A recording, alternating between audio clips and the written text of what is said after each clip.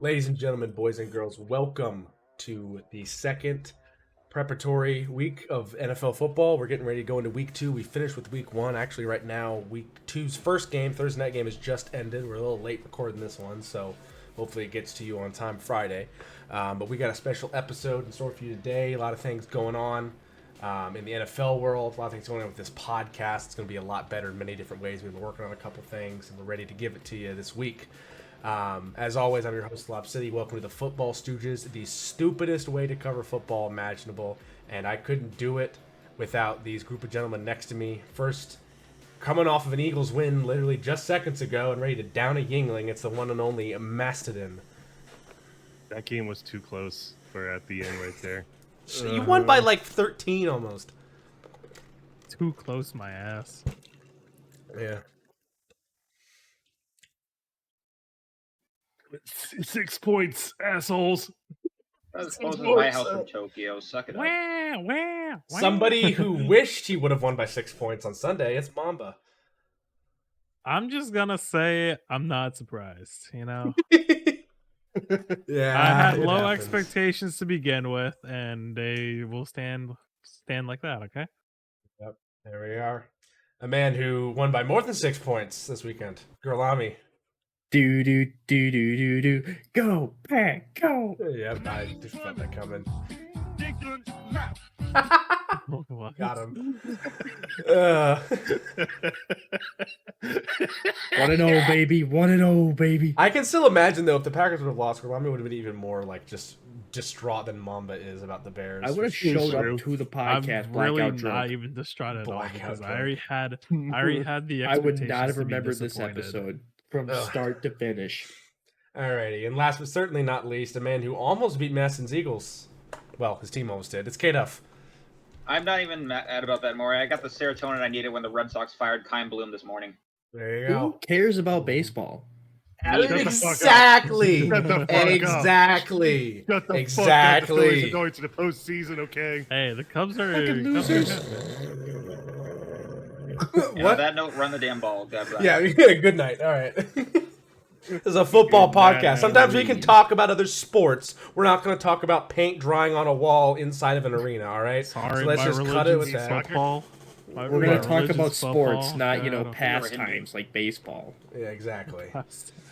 It is, yeah, it's a great American pastime. Wait, It's you've past never time been- to get rid of it. You've never been drunk at a baseball game before? That's the only good thing about No. baseball games is the food in them. Like, Yeah. I don't even know what's going on. I'm like, a hot dog, hamburger, nachos, beer, more beer, extra beer, light beer, heavy beer, dark beer, like, whatever. Like, Shotgun and they're like, beer. oh, there's a baseball game? Had a beer, People- what? Another people beer, go to what? baseball- 2 beers, yeah. what? 3 beers, what? Some people don't even go Steve to the also bar. had Right Jackson on the game. field. What? Right on the field. Huh? You know what's Look up funny? all my Like, clothes. What? some What? teams that suck like absolute ass. We're screaming at the what people Dodgers do game, is just "L, get A, cheap not tickets yeah." and then just drink there. Yeah. Tickets are cheap to baseball games. That's because they also play like 180 Except games, if which you're is ridiculous. The except if you're the also Cubs. fires Cubs real. tickets are expensive. Well, I mean, it's Wrigley Field. It's like historic, I guess. I mean, I don't know. I know You say historic, as but I a can still non-baseball get into a- fan. I could get into a game at Fenway for like $6. It's not like historic. Because doesn't No, mean- you got the standing shit. room and also no, you can. There's spots you get like for $6 What? because Yeah. of standing because they're standing. The tickets are cheap. It's just when you get the good tickets, that's when they're Yeah. expensive. Remember, my You can also dad did business. His business did work with the Great American Ballpark, and to thank them because they have so many tickets, they can't even do something with them. They sent him a bunch of tickets for like his company, and they divided up all the employees to a all-you-can-eat section of Great American Ballpark for the Reds. And my dad was like, I fucking hate baseball. You want these? I'm like, I'll go get drunk and drink or fucking eat a couple thousand hot dogs on a fucking Saturday afternoon. Sure. I mean, I can even get- couple buddies went. I didn't even know. I can't tell you who they played. I don't remember, nor do I care. It's the Reds. They probably are going to just barely make or miss the playoffs and then get shit on either way. So, I I was also, too busy down in wieners.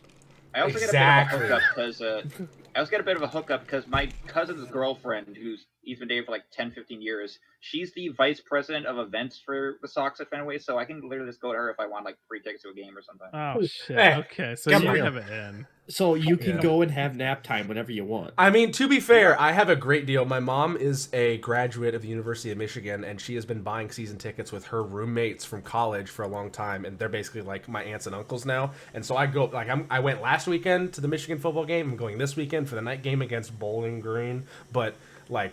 Bro, fuck Ann Arbor. Well, my stadium is small, and my last good player was Russell Wilson or Jonathan Taylor.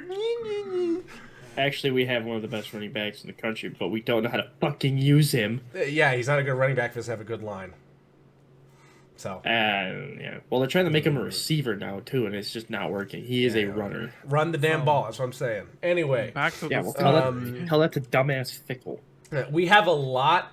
Or Fickle's your coach? Oh dear God. Anyway, we have a lot of things to get into today. We have special segments that we're going to work on even improving week to week. So we have the news with K-Duff, we have gambling news with Gorlami, the Tank Bowl with Macedon, and then Mamba's also got its MVP this week, as well as fantasy. This week in fantasy with Muzzy and his videos, which are just getting better and better. I haven't seen this yet. What do we? I don't know. Like, this is like the first time that I have with like the video. 6 sections. Start with the video. We're always gonna start with fantasy. Sorry. All right. Yeah, might as All well. right. All right. Hopefully they're sound. Ladies and gentlemen, technical difficulties. Please hold. But We're anyway, not cutting it. We're not. yeah, 5 minutes we are later. cutting that. We're not gonna sit there and let our viewers watch us argue for 10 minutes, Mamba. All right. Anyway, That's the point. brought to you by Muzzy. It's this week in fantasy.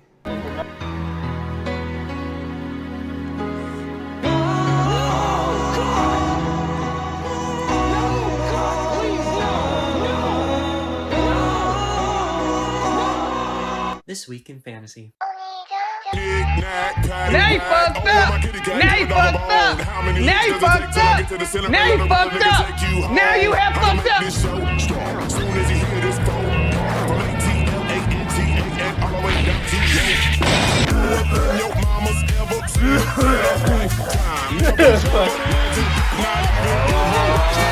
Trying to do something here with Christian McCaffrey. Got a bruising block from Brandon Ayuk. Got another from Ray McLeod. Turned it into a touchdown. But if you come to the crib, then I might show you girls a thing or two. Yeah, I think you a superstar. But that's like what you gotta do before you make it. Yeah, because I have Lamar. And he's gonna go. I thought Burrow was gonna be hurt. Just win it. Pass. Intercepted. Deflected and picked off. Throws the cross. It is intercepted on the deflection. Brian Branch, the rookie.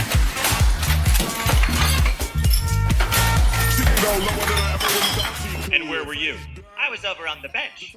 And what did you do? Nothing, I was over on the bench. But you saw what happened. Yeah, because I was over on the bench. So you saw what happened and you did nothing. Yeah, because I was sitting over on the bench.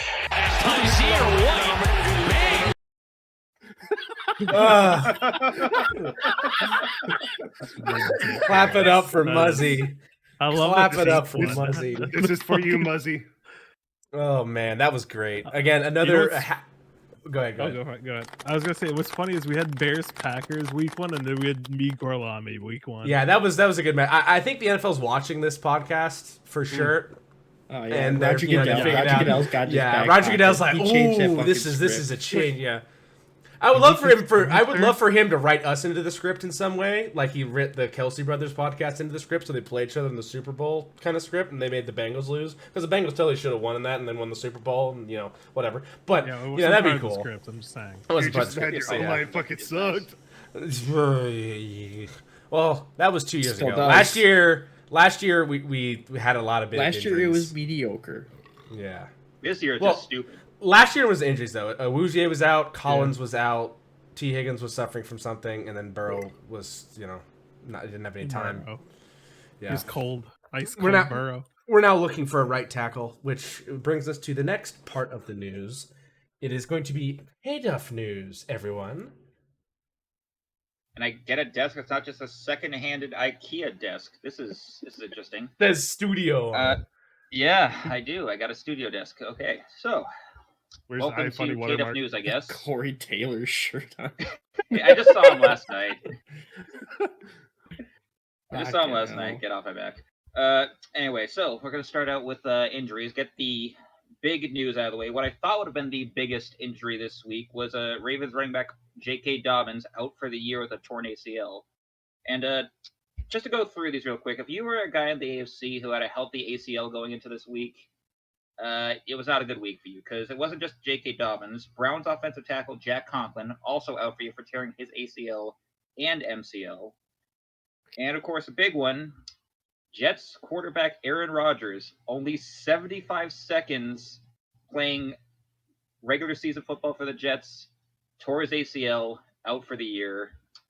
And, Jesus, it just shows you just how cursed the fucking Jets are, in my opinion. I'm just going to say this. Wait, 9/11 is not good. No, we're not making 9/11 jokes involving Aaron Rodgers, Mamba. We're not going there. There's a line. I'm sorry, you're gonna have to cut that out. Other than injuries, other injuries after no off-court jokes were made, we got the Broncos. They lost safety Caden Stearns for the season, after he tore his patella tendon versus the Raiders. And for lighter stuff, we've got starting out Eagles linebacker Jacoby Dean expected to miss up to multiple weeks with a foot injury. Texans safety Jalen Petrie expected multiple weeks after bruising his lung versus the Ravens. He was okay after what looked like a serious chest injury.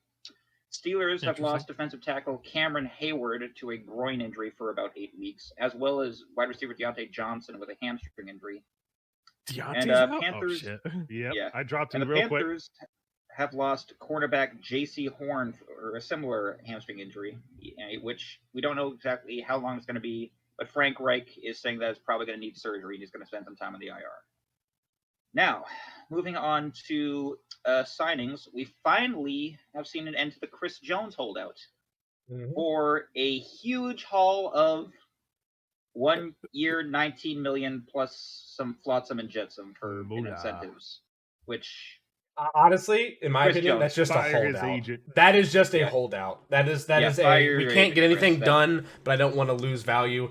I'll play a year, see what happens. Yeah, and in order, the base is $19.5 million minus $1 million for the week 1 game check. He gets an extra $1 million. He gets an extra $2 million for 35 to 50% play time. An extra 1.25 for a 10-sack season. An extra $500K for 15, and up to $2 million if he wins Defensive Player of the Year and they win a Super Bowl again. Other signings to fill some holes on the offensive tackle, Browns and Seahawks have added on. Filling in for Jack Conklin, the Browns signed former Rams offensive tackle Ty Nashiki, and Seahawks signed former Eagles offensive tackle, your old buddy Jason Peters-Maston. He's I'm surprised he's actually still playing. Damn. Same, honestly. Trades and releases. What Lob was alluding to just before I showed up here, the Bengals have released offensive tackle La'el Collins after just activating him from off the PUP list this week. And, it saves us $9 million. It does, but I don't know. I don't like it either. I didn't like it when we just heard it. His injury must have been a lot worse than people were talking about. It's really hard for guys to recover from ACLs, let alone dudes who are 300 plus pounds. And Collins is almost 350. So, big boy. Pretty good lineman. Struggles with pass coverage, but is a great run blocker. I'm sad to see him go. He was a glass eater, but at the same time, like, Andrew Whitworth's got to come back, I guess. I don't know. I think he's stuck on the Amazon commentator desk right now. Yeah. Now, finally, for other news, we've got stuff including the NFL has reinstated Michael Irvin as a media commentator following a $100 million defamation lawsuit settlement between him and Marriott Hotels. This was regarding an altercation. Yeah, this was regarding an altercation he had at one of their hotels leading up to the Super Bowl this year, where he apparently got in an altercation with a employee there that resulted in him being pulled from covering the Super Bowl. So he's back on NFL media's good side, I guess. Someone that won't be is probably Hall of Fame journalist Jim Trotter, who has just filed a lawsuit against the league for racial discrimination and retaliation, alleging people ranging from low-level league officials to actual team owners, like he specifically named Terry Pagula and Jerry Jones, making racist comments revolving the NFL social justice initiatives and Black Lives Matter movement. Which it sounds like Jerry Jones to me. It wouldn't surprise me if it's Jerry Jones, honestly. I mean, Jerry Jones was pictured in the frickin' Little Rock 9 poster of like a famous poster of the black girl trying to go to school. A bunch of white racist people are screaming in her face. He's in that photo as a young guy. Yeah, Oh, he's in yeah, that yeah. photo. He's in that photo. Everyone's like, oh, this woman eventually apologized, and look in the background. Yeah. Isn't that fucking Jerry Jones right there? Yeah. Like, It was. That sounds like Jerry to me. Sounds like that. In lighter news, I wonder we what got- Jerry AI is going to be like. God damn it. in lighter news, to get off that stuff, my boy Tom Brady, he was honored by the Patriots during halftime against the Eagles this past Sunday, where Bob Kraft has waived the 4-year wait period to induct him into the Patriots Hall of Fame. They've already announced the date for that will be 6/12/2024. So he'll be in by next summer. yeah, too Bro, bad. it's gonna- Yeah. Too bad it'll be a Jet by then. But anyway. Yeah, a lot's not happening because next thing, Jets have announced that they're committed to continuing the season current as of now, at least, with Zach Wilson under center, even after word that a former playoff-ready quarterback in former 49ers quarterback Colin Kaepernick has reached Kaepernick. I can't fucking talk. Has reached out to the team. You're And he hasn't shitting played- me. He he hasn't reached played- out. Yeah. He did, yeah. Colin Kaepernick reached out. I mean, if he's as good as he was on the Niners in the Super Bowl run, that'd be a great fit. Like, Well, that's also the thing. He hasn't played in 7 years. His last time he started was in 2016. Also, after how he old was, is he was blackballed He from was the a league for his 49er. national It was Chip- anthem protests. yeah, And Chip Kelly was the coach, and it was a bad 49ers team. yeah. That was that the was biggest dark thing with the era. national anthem thing is people didn't want to deal with all the off the field stuff. Just like with Tebow, people didn't want the Tebow mania. People didn't want the Kaepernick mania, good or bad, to deal with him when he was in the league and wanting to find another team. Now it's just an issue of this guy hasn't played in 7 years. Right. And let's see. Last thing I got. Oh, actually, I got two things. We've got news regarding Chiefs tight end Travis Kelce. It's not whether he's going to be good for week 2 this week. It's that he's surprisingly been attached to rumors that he is entering a relationship with pop superstar Taylor Swift. Who? Oh, there goes his career. Wait, Yeah. who? Who? Taylor Swift. T Swift. Cares. Exactly. There goes his and career. finally, not the one that's on the Chargers, but we've had the sad passing of former NFL wide receiver Mike Williams, who passed away at the age of 36 following a construction accident in Florida. He wasn't too well known, but he did play 5 years in the early 2010s with his hometown Bills and Buccaneers, with a career 26 touchdowns and 3,100 yards passing. So, rest in peace to him. Unfortunate. Yep. And that will do it for me. There we go. Thank you for the investigative news report, Duff. Welcome. All right. I think we should cover the games that have happened, and then we'll take a look at the ranking of the teams, as well as then going next week we'll have gambling with Gorlami, and we'll Welcome also to GG. Yep. And then we'll go Gambling on from there. Gorlami. But first of all, let's go ahead and start with our crossover grid. I already know Oh, Eagles, Minnesota. Donovan McNabb. He actually did play for Minnesota for a year. That is true. You hear that? Or Cunningham? I'm the literal worst at this. Donovan McNabb. Okay. Yep. All pro first team. I think we can just say Jason Kelce here. He's got to have been there 1 year. It's got Yep. Top 10 pick in the Okay. NFL draft. Randy Moss. Oh, yeah. Ooh, not top 10. Oh, Oh. Justin Jefferson. Justin Jefferson. Oh, yeah, for sure. That's an interesting take. Oh, Wait, fuck. he was in No. top 10? He was 11. He was like 11 or 12. Fuck. Justin Jefferson was like 11 or 12. Oh, man. Okay, a top Oh, 10 pick in fuck. the draft and the all pro first team. Joe Burrow? Has he been first? He hasn't been first team yet. Oh, Top what 10 about pick in the draft. Joe Thomas? I think Joe Joe Thomas Thomas, was a really probably. high draft pick. He wasn't a high draft pick. All-Pro first Anthony team? Munoz. There you go. All pro top first team 10 and rookie of for- the year. You are so bad at this, like, for spelling. Yeah. Yes. Okay. Cut him some slack, Oh. right? No, hasn't been an all first team, but he was a rookie of the year. Didn't Peyton Manning get rookie of the year? Nope. No. I thought he did. Who else has gotten rookie of the year? I don't remember. Try Garrett Wilson.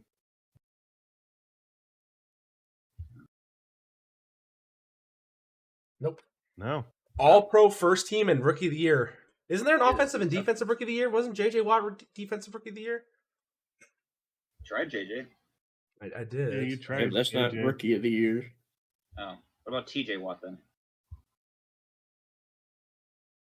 Nope. No, because he was probably hurt. Halfway 2 through the year, losses like in he a usually is. conference championship. For the Eagles? Brian Dawkins. Brian Yeah, Dawkins. probably. Because you already used McNabb. So you're Dawkins. You got Brian Westbrook. Yep. There you go. Top 10 with 2 losses in the conference championship. Oh.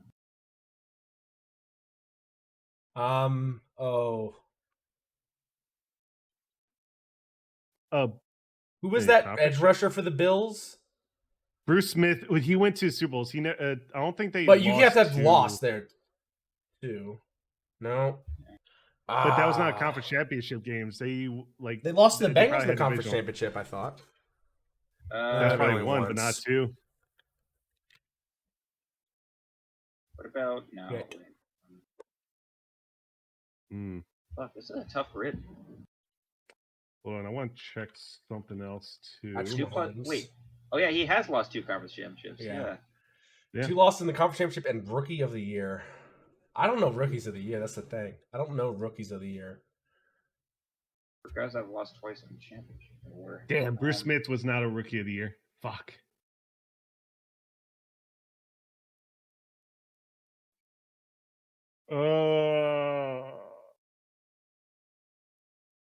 No, no. Oh, they top 10 definitely pick for not Vikings. Maybe Dante Culpepper. Was he? DANT.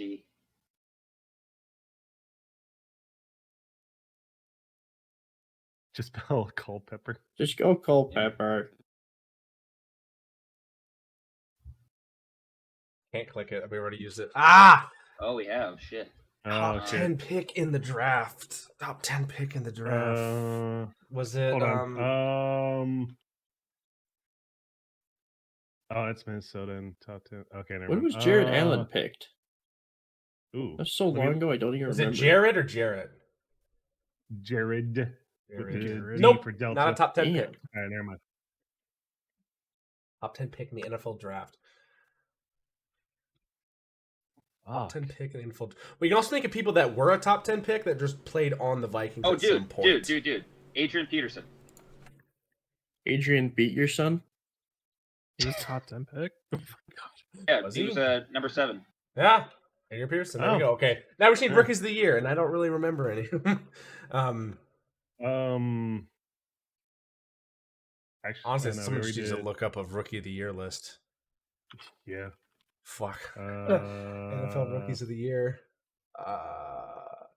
Burrow was one, but we already used him. We already used Justin Jefferson. Yeah. Oh, I forgot for Minnesota and AP Rookie of the Year, Randy Moss. We used him already. Yeah. What, Randy Moss? No, I'm pretty sure we did. Yeah, we No, did. we did not. Sammy White. For here? Yeah. Wow. Damn.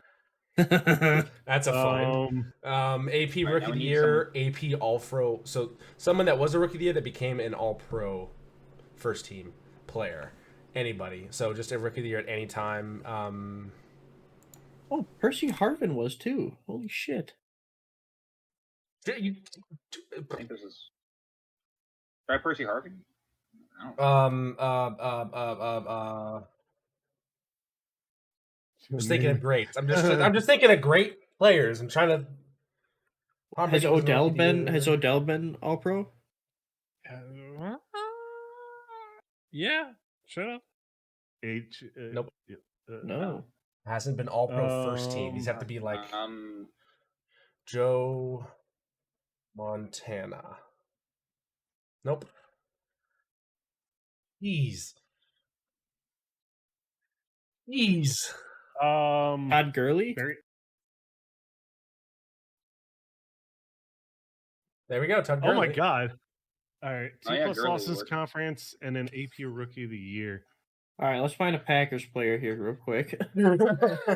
Actually, Eddie Lacy. Oh, he was in the Rookie of the Year. He was His not. rookie- He yeah. spent 3 years on the bench. Try Eddie Lacy. Eddie Lacy was I don't Rookie of the remember. Year? really? Nope. Not Eddie Eddie Lacy. Lacy.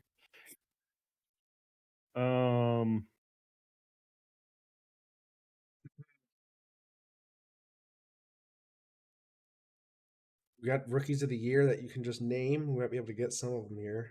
I'm struggling for this one. I'm reaching. Julius Peppers. Ain't no way.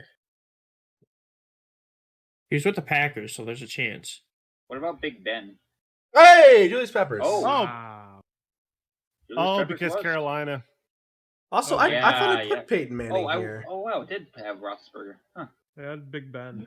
Jalen Rager. Sauce Gardner. Oh yeah, he was. I forgot about that.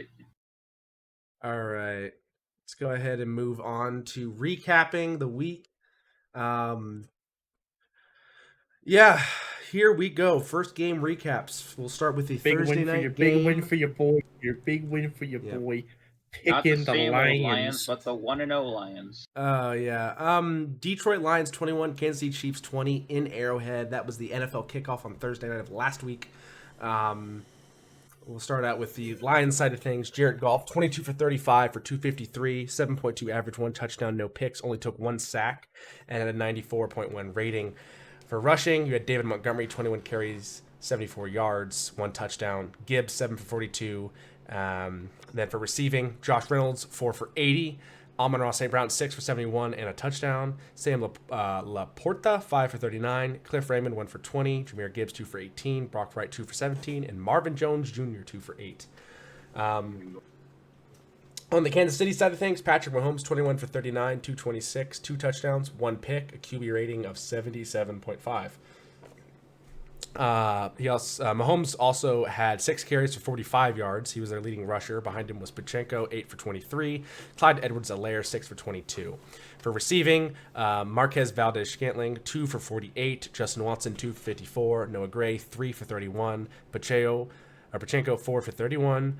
Rashae Rice, 3 for 29. Blake Bell, 2 for 12. Jerick McKinnon, 1 for 10. Clyde Edwards-Helaire, 1 for 7. And then down the list, you can also see Kadarius Toney, 1 reception for 1 yard, targeted 5 total times, and probably lost. Well, that's what 5 happens or when you 6 say of develop those. cinder blocks for hands. Yeah.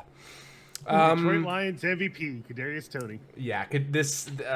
Looking back at this game, Kadarius Toney made some horrible drops.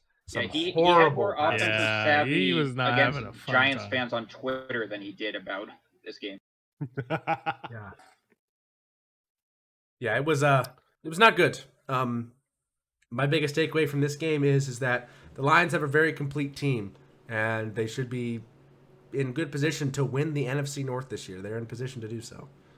Yeah, to upend the champions at home is already insane, but for a Lions to do it after To be fair, Kelsey years was of out, TV. and Jones was No not Chris playing. Jones. So Asterisk or not, it was still a great win for the Lions. but won this conference. there are very few centers. There are very, very few centers that I would say could beat Chris Jones. Frank Ragnow was on that list. Also, the People Lions really had to underestimate how contend good with Frank Ragnow is. Also, Lions had to contend with Jawan Taylor literally lining up for 90% of the snaps completely offside. So, Yeah. Hmm. And also Kansas City did with their new right And all tackle. the who fucking just like, and all the fucking false starts. oh my God, their right tackle. I don't. Is there a way to see penalties against them or something? Kind of. There was like no penalties against Kansas City until like the fourth quarter. Yeah, Yeah, that was finally there when they got Jawan Taylor after We like kept his talking 15th about it, too, time like, lining up oh. offside. It was rough. Kneecaps was bitten. Kneecaps were bitten. Yes.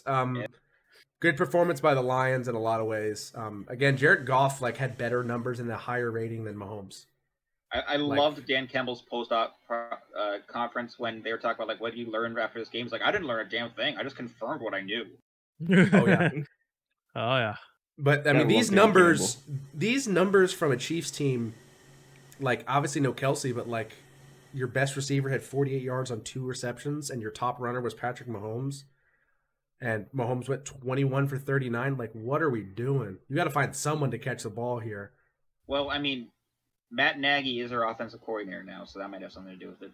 Yeah, that could be. Mamba, you know about him. I mean, he was a trash head coach, but I think he'll be okay as a offensive. He used to be offensive coordinator over there.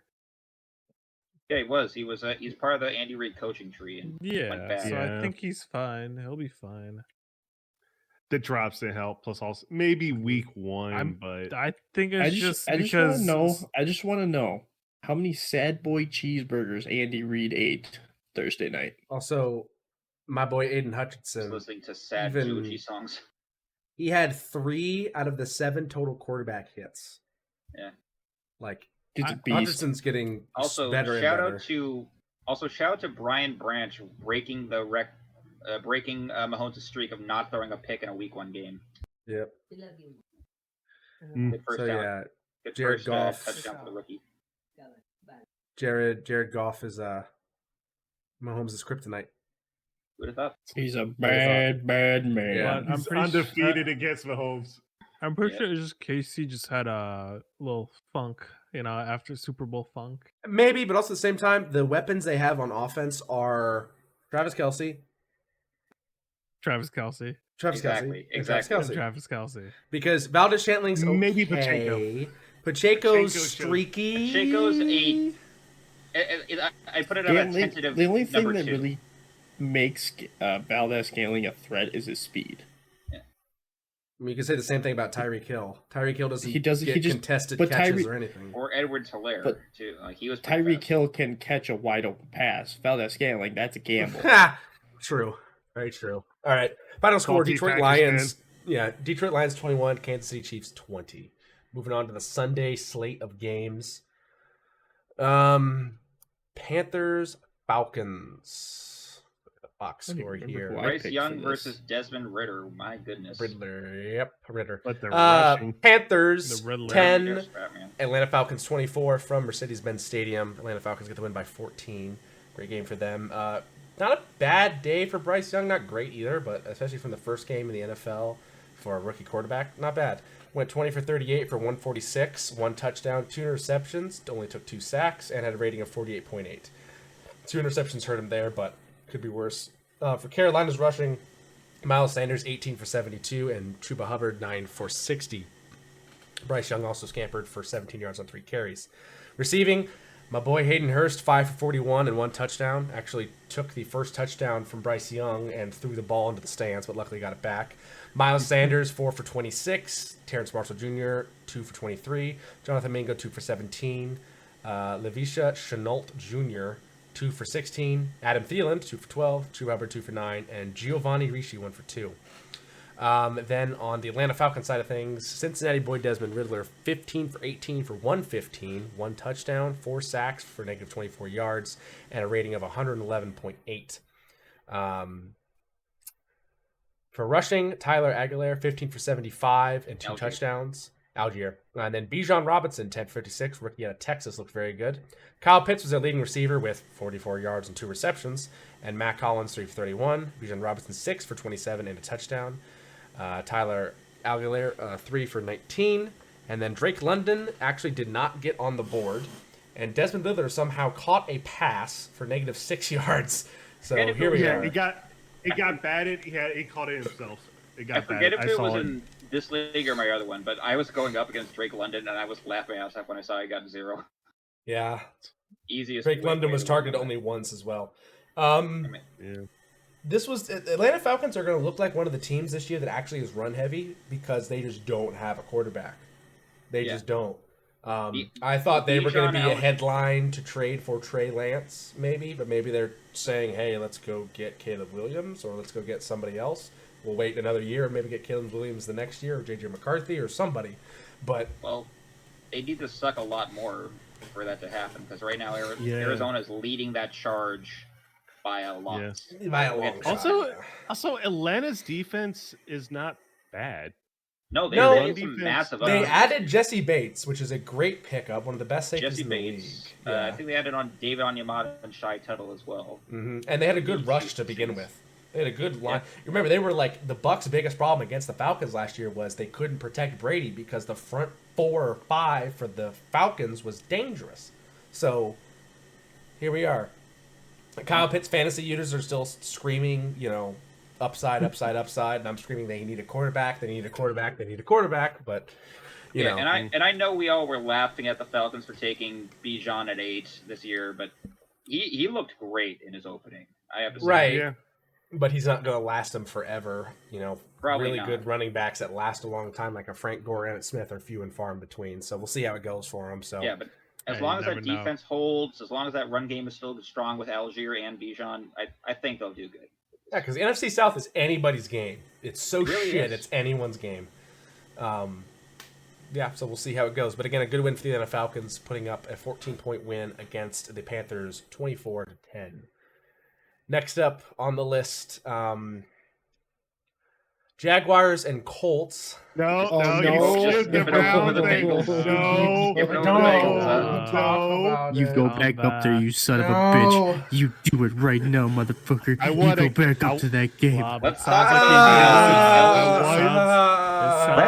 about how the Elves kicked Lob's ass. So we have Cincinnati Bengals. For having Joe Burrow do jack by a bunch of elves. shit. So I'll take this over. Bet you getting your ass kicked by a bunch of little elves. The final score of this game was Cleveland Browns 24, Cincinnati Bengals 3. Let's see what happened with Joe Burrow. 14 for 31, 32 yards. Little elves kicked your with ass. a 2.0 average.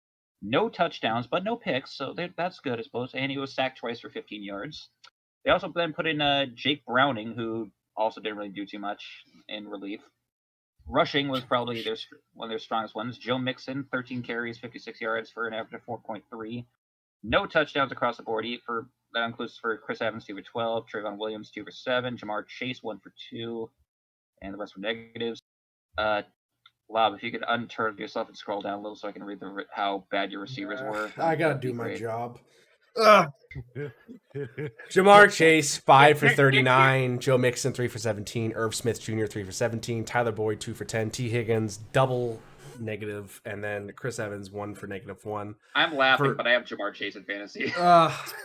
Deshaun Watson, 16 for 29 for passing, 154. 1 touchdown, 1 pick, 3 sacks, a rating of 7.3. Nick Chubb did run for 100 yards and 18 carries. And the next biggest runner was Watson for 45. Elijah Moore, 3 for 43 for receiving. Amari Cooper, 3 for 37. David Njoku, 2 for 24. Nick Chubb, 4 for 21. Jordan Atkins, 1 for 12. Donovan Peoples-Jones, 1 for 12. Harrison Bryant, 2 receptions, 1 for a touchdown and 5 yards. It was raining a ton. The pass game was not great for either team. We're still dealing with our offensive line having a chain, its weakest link. Our weakest, we have pieces of iron as every chain, and then the one right in the middle, or I guess on the right side, if you will, is Jonah Williams made out of cardboard. So that's a big issue still for us. And now we just cut Lyle Collins because apparently his injury was worse than we thought. So now we're looking for a right tackle. So either we have to reincarnate Anthony Munoz in a younger form, get Andrew Whitworth, or find someone like maybe the Kansas City Chiefs can get you a fast acting right tackle. Yeah, a little too fast acting. This game fucking sucked. It was bad. It was a run game, and the Browns weren't firing on all cylinders. The Bengals defense was doing great until the final quarter, where they actually let up a little bit more points. But they were holding the Browns to 3 points most often, and even getting some turnovers. But the Bengals offense just could not get anything going, and it was tough to see. Even McPherson did also miss a 40-yarder, which is concerning because he had a down year last year. So hopefully he's more of an up year this year. Guess who had McPherson as his kicker this week for his $50 buy-in fantasy league? Yeah. Oh boy. It's just like Lord of the Rings. I wanted to fucking kill myself, but I still won. Yeah, I think for Burrow, missing the last few weeks of training camp hurt, and then going into this game immediately was also not great. But he's also one of those guys not to sit in a lull. So next week, Baltimore better be ready because I think we're coming hard for that one. Are you sure about that? I mean, I am. last About that year- shit, bro. I mean, I remember last year Bengals were like pretty bad at the beginning of the season, and then they like woke the fuck up. Yeah, it usually takes us a second. I don't know if Zach Taylor's stern enough on him in training camp, but we'll see. So not a great day for the Bengals at all. I did not like watching that game. I stopped watching after the Browns scored their first touchdown in the fourth. It was over. It was rough. All right, now to It get was over in the that out of freaking way. third quarter. This was actually a decent game. It The was. Yeah. Jaguars Honestly. Colts. I was pleasantly surprised. Yeah, Jacksonville 31, Indianapolis 21. Jacksonville passing, Trevor Lawrence 24 for 32 for 241, 2 touchdowns, 1 pick, 2 sacks, rating of 103.8. Travis Etienne Jr. 18 for 77 and a touchdown. Lawrence also ran for 7 times for 21 yards. And Tank Bigsby, what a name for running back, 7 for 13 and a touchdown. Their receiving core, Calvin Ridley, 8 for 101 and a touchdown, finally back on the field. Zay Jones, 5 for 55 and 1 touchdown. Evan Ingram, 5 for 49. Travis Etienne Jr. also 5 for 27. On the Indianapolis Colts side of things, a great performance from Anthony Richardson. Yeah. 24 for 37, Yeah. 223 yards, 1 touchdown, only 1 pick, sacked 4 times, 79 rating. Also ran the ball for 40 yards 10 times, or ran it 10 times for 40 yards and had a touchdown on the ground as well. So a great day for him. It looks like there's a lot of upside with AR-15 in Indianapolis. Yeah, Boy, Gardner that Minshew- It's almost that like running back picking up game a really young went down for them, quarterback didn't is it? better than some washed old quarterbacks. Yeah. The Colts, Anthony Richardson looks good. Their next best rusher, though, was Deion Jackson with 13 for 14. So they need some help. Michael Pittman Jr. looked a little bit better, 8 for 97 and a touchdown. It's Kyle like, Branson. it's like they had like a really good running back, but something Yeah, what was fucking his happened. name? I feel like he should be on the team. Jonathan I feel Taylor. like I feel like he came from a school that's like really well known for running backs. Yeah, I Jonathan feel like he's been in the Jailer? news recently for something. I don't know exactly what. Oh, right. You can't. I still fucking think it pay was him for so some reason, funny Irsay. that Jim Irsay was like, we need to not pay Jonathan Taylor, but pay for this orca to be transported I from know, fucking that's Washington so to the ocean. And the orca fucking died. It died. The orca Wait, died. yeah, It's it dead. died. It's dead. Oh, it's no. fucking It died- dead. I'm didn't like, it die in, like, Miami or oh, something? Jim Irsay, you're a So you dick. blew $20 million to on a Did failed it die in like transport Miami or whale. something? Mm-hmm. I'm It gonna was in look that up, SeaWorld. actually. They were transported from SeaWorld to Washington and drop it in the water so it could swim in the Bering Sea up where a lot of orcas are. And it just fucking died. The What a thing killed fucking over. idiot. It's kind of like a protected area too. It died to possible kidney failure. God damn it! Who's Can I feeding? say Who's feeding this fucking orca beer? Goddamn! Can I just say Also, Zay, a no, 50-year-old Can I orca, say though, it's, like, the Zay geriatric for Jones that age. one-handed catch touchdown was fucking beautiful. It was. It was. It was. Very nice. I think I this will also game say that shows. vacation in Miami, Florida was not worth it. I think this game shows 2 things. One, Anthony Richardson, thus far after 1 week, which is a lot to make this off of, is looking very good. But also at the same time, Jacksonville looks like they're a very well put together team thus far, and Calvin Ridley looked like a good ass pickup. 8. Yeah, Jacksonville's defense has taken another step forward with the upgrades they've made on it. Some of their stars from last year, their rookies and stars from last year that they got have been developing pretty well, especially Trayvon Walker, last year's first overall pick. He's been, it was a monster performance for them. Oh yeah. And for rookie Anthony Richardson, who everyone thought was going to be the rawest quarterback we'd see in this class coming out to start, he did pretty well. In fact, the only reason Gardner Minshew finished the game was because he got a minor knee injury. So Yeah. I'm pleasantly also- surprised by that. This is what happens when there's something called player development. Yeah. Oh my god. I think one thing that I think Jacksonville does need is a superstar wide receiver, a true number 1 option. So I'm perplexed why they didn't go after DeAndre Hopkins. Maybe he wasn't on his, Santa's wish list of teams I want to play on to pay me millions of dollars so I can sit and do nothing. But Well, he did at the say same he wanted to go to a time, contender, so he went to the Titans. yeah, but this is much more of a contender. I mean, if Jacksonville plays their cards right, and by me they don't I thought you were talking about fold. the Colts. I'm sorry. No, I'm saying if imagine if DeAndre Hopkins was on Jacksonville, you would have a receiver core of him, Calvin Ridley, Etienne of the backfield, also with Ingram from the tight end position, as well as Zay Jones, and then Christian Kirk, who had a bad game. Christian Kirk was 1 for 9 receiving in yards. So, that is an insane wide receiver room. I feel like they have the money to do it. I might be wrong, but at the same time, that is an insane offensive attack on the ground, in the air, from the tight end position. Then they have a good defense to back that up. And also, they're in the most pancake division, I think. It's debatable, but, cap space is about $7 million, so yeah, they probably would have made it. It depends on how bad Houston and Tennessee are. Yeah. Depends how bad they are. So, we'll see. We will see. But, again, not terrible for the Colts, because you're in a rebuild phase, and all of a sudden your quarterback goes out and gives you a 223-yard touchdown in the air and on the ground game. That's pretty good. Yeah. That's pretty good. Yeah, I knew the saving grace was if Shane Steichen could develop in the same way he developed Jalen Hurts, and even though it's just been one game, it's starting to look like that. So. Alrighty. Next up, Buccaneers and Vikings. Did I pick the Buccaneers for this game? I don't think anyone did. Yeah, check that. I thought I did. No. Damn it! Damn it! I should have. We all picked Vikings. Everyone thought Baker was not going to bake. Yeah. It wasn't that. It was just Brian Flores. It was also 1 p.m. Kirk Cousins. Yeah.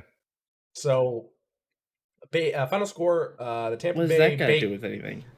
It wasn't 7:30. It's not prime time. No, but Kirk Cousins is good at 1. He's horrible at prime time. Tampa Bay Buccaneers, or Baconeers, I should say, 20.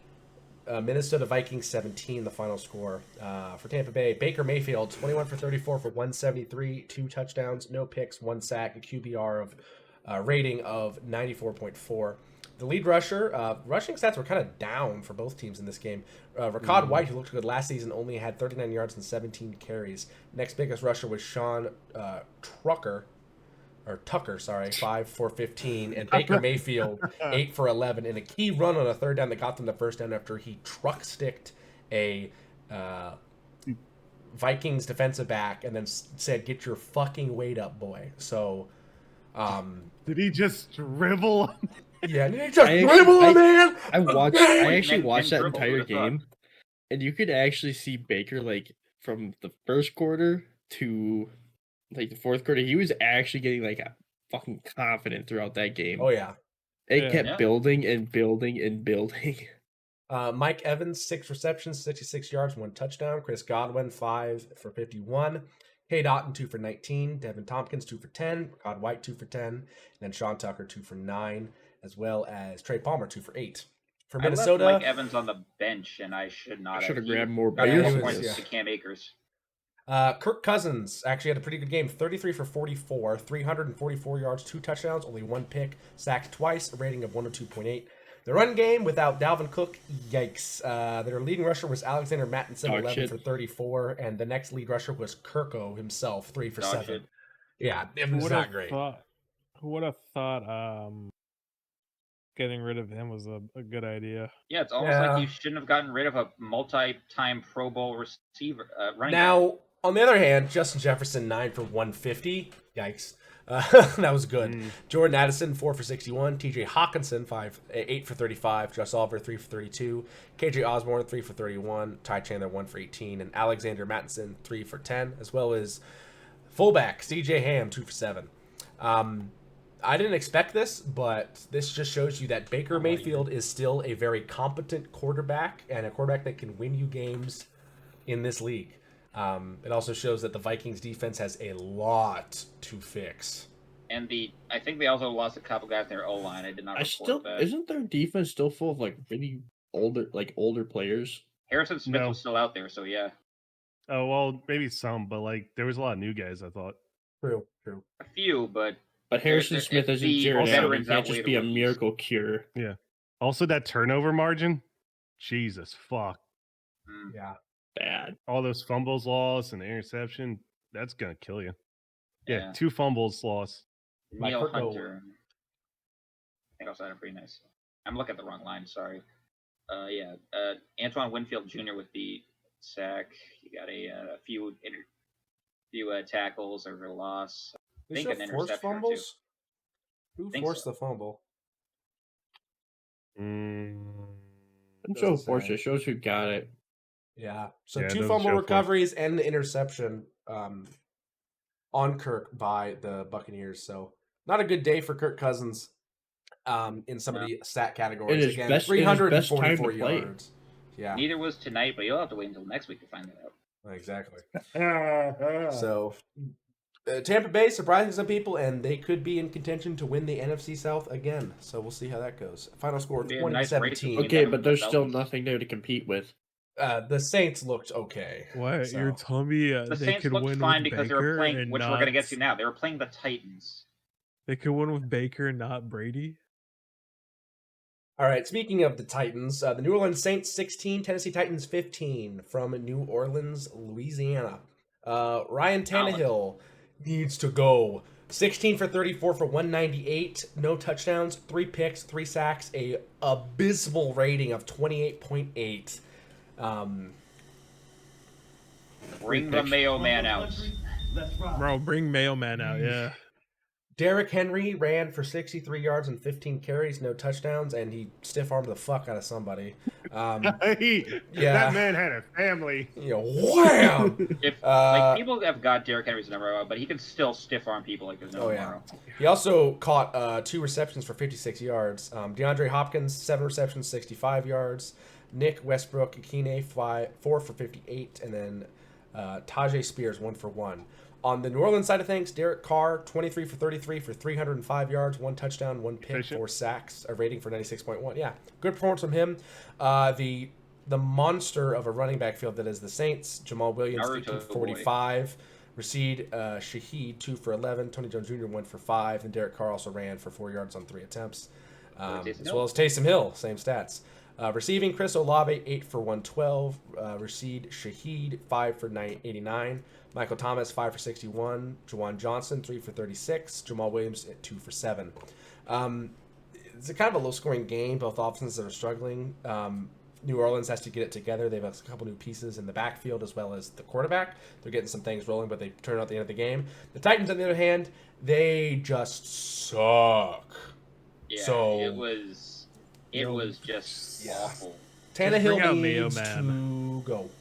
Yeah, the fact that this game was only 1 point away doesn't tell the full story, because the whole game, the Titans just looked completely like they were shitting the bed. I can make prettier shits than the fucking Titans offense. Hey, yo. I can make prettier shits after eating Taco Bell. Not much to talk about this game. I don't know why DeAndre Hopkins went to Tennessee. I don't know why Derrick Henry hasn't asked for a trade. I don't know why Ryan Tannehill is still playing. I'll just say that. So many ways. Also, as far as the Saints, this is a little close. Try to ramp it up a little. You have a better. My only question with the Saints, and I'm still asking it, what the fuck is a Taysom Hill? I still don't know. Tight end, apparently. Imagine if the Jets trade for him to replace Rodgers. That'd be so. That would be fucking funny. No, bring Tebow back. Bring Tebow back. No. Tebow and the Jets. No. All right, so Kaepernick mania. How about Jets. Tebow mania? Really? Tebow. I don't want to see that fucking arm go like this again. Tebow and the Fucking Jets. Christ. Tebow and the Jets. Damn, All right, the Steelers this is get a fucking slapped. fucking The massacre. Bengals lost, but man, am I fucking happy about this. We all saw this coming. San Francisco 49ers 30, Pittsburgh Steelers 7. Brock Purdy 19 for 29 for 220, 2 touchdowns, no picks, 3 sacks, a rating of 111.3. On the ground, Christian McCaffrey. He got that dog in him. Yeah, on the ground, Christian McCaffrey said, "What fucking injuries?" 22 carries, 152 yards, 1 touchdown. Brock Purdy also was the next leading rusher with 20 yards on 3 carries. And receiving, like week 13. Brandon Ayuk 8 for 129 and 2 touchdowns. Debo Samuel 5 for 55. Sorry, Muzzy. Yeah, George Kittle 3 for 19 and Christian McCaffrey 3 for 17. Like, the guys that all have big stats here are just Pro Bowlers, basically. Besides, obviously, yeah. Brock Purdy, not just yet, but he will probably be this year. McCaffrey on the CMC, ground, and Ayuk, Ayuk, Samuel, Kittle, McCaffrey, Pittsburgh, Kenny Pickett, 31 for 46, 232, 1 touchdown, 2 picks, 5 sacks, quarterback rating of 68.4. Not a great day from him. A lot of errors and taking a lot of sacks. Najee Harris, worst day, 6 for 31. Yikes. Yikes. Allen Robinson the second, 5 for 64. Deontay Johnson, 3 for 48. Calvin Austin, 6 for 37. George Pickens, 5 for 36. Connor Hayward, 2 for 19.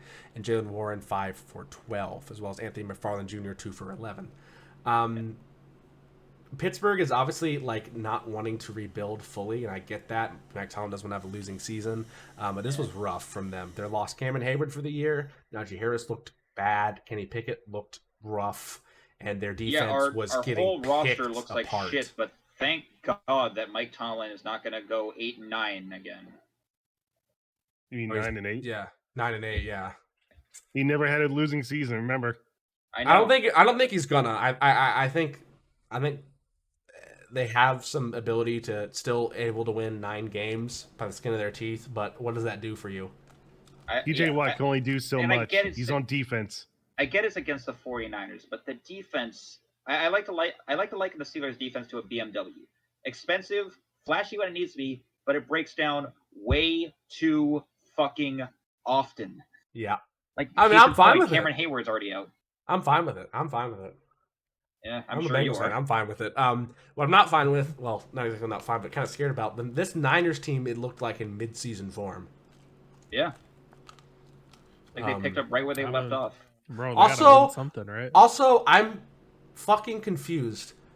Sam Darnold is not on the passing stats. However, Sam Darnold, 2 carries for -2 yards. Did he just knee the ball? I think Yeah, Sounds about right for probably. Sam Darnold. Yeah. They don't Way to want to go, risk Brock Purdy, you know. Way to go, They Sam only Darnold. used him in victory formation. Clap it up for Sam Darnold, everybody. Seeing ghosts out there in the What? field and taking a knee.